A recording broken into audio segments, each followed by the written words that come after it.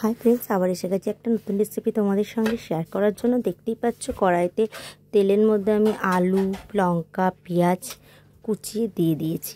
তো আজ তোমাদের সঙ্গে আমি শেয়ার করব পোস্ত, আলু পোস্ত। তো তার মধ্যে কাঁচা লঙ্কাও চিড়ে দিয়েছি দুটো।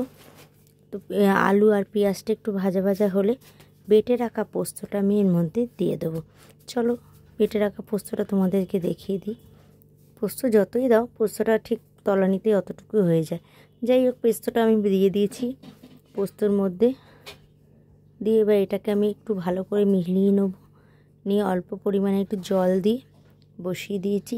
পরিমাণ মতন এমনই জল দেবো যে এতেই আমার আলুটাও সিদ্ধ হয়ে যায়। এমনিও ভাজাতে খানিকটা আমার সেদ্ধ হয়ে গেছে, তো জলেতেও আরেকটু যেন সেদ্ধ হয়ে যায়।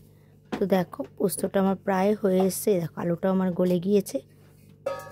তো আমি একটু এরকম ঝোল রাখবো না, অনেকে এরকমই ঝোল ঝোল নামায়, কিন্তু আমি এভাবে ঝোল রাখবো না, আমরা একটু গা মাখা করবো। তো চলো কেমন নামাচ্ছি সবটুকু তোমাদের সঙ্গে শেয়ার করব। তো শুধু ভিডিওটা স্কিপ না করে দেখো। আর আজকের এই আলু পোস্তের রেসিপিটা যদি তোমাদের ভালো লেগে থাকে তো অবশ্যই একটা লাইক করে দিও, একটা কমেন্ট করে দিও, আর প্লিজ আমার চ্যানেলটাকে সাবস্ক্রাইব করে দিও। পাশে থাকা বেল আইকনটা প্রেস করে দেবে, যাতে যখনই আমি নিত্য নতুন ভিডিও আপলোড করব আগে তোমাদের কাছে পৌঁছে যাবে। তো দেখো আমার পোস্তটা একদম শুকিয়ে গেছে।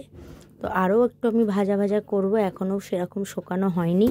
তো চলো দেখো কেমনভাবে নামাবো সেটাও তোমাদের সঙ্গে শেয়ার করব। আবার উল্টিয়ে দিচ্ছি, দেখো এইবার পোস্তর থেকে আমার এবার তেল ছাড়ছে। দেখো পোস্ত দিয়ে দেখতে পাচ্ছ তেলটা কেমন ছাড়ছে। দেখো তো এইভাবে আমি পোস্তটা রেডি করব। পোস্ত আমার প্রায় হয়ে গিয়েছে। দেখো দেখো কি সুন্দর কালারটাও এসছে। পোস্তটা একদম আলুর গায়ে মাখা মাখা হয়ে গেছে। পোস্ত খেতে হলে আলুর গায়ে যদি পোস্তটা দানাটাও যদি না থাকে তো ভালো লাগে না পোস্ত। তো দেখো পোস্ত পুরো আলুর গায়ে মিলানো রয়েছে, মানে গায়ের মধ্যেই পোস্তর দানাগুলো রয়েছে। তো দেখো আমার পোস্তটা একদম রেডি হয়ে গেছে, পুরো ভাজা ভাজা করে নিচ্ছি। যেরকম আলু ভাজা করে সেরকমভাবেই আমি ভাজা ভাজা করে নামাবো। দেখো দেখেছো কত সুন্দর কালারটাও এসে গেছে। তো আজকের জন্য টাটা। আবার একটা নতুন রেসিপি নিয়ে তোমাদের সঙ্গে অনেক গল্প হবে, অনেক আড্ডা হবে। বাই।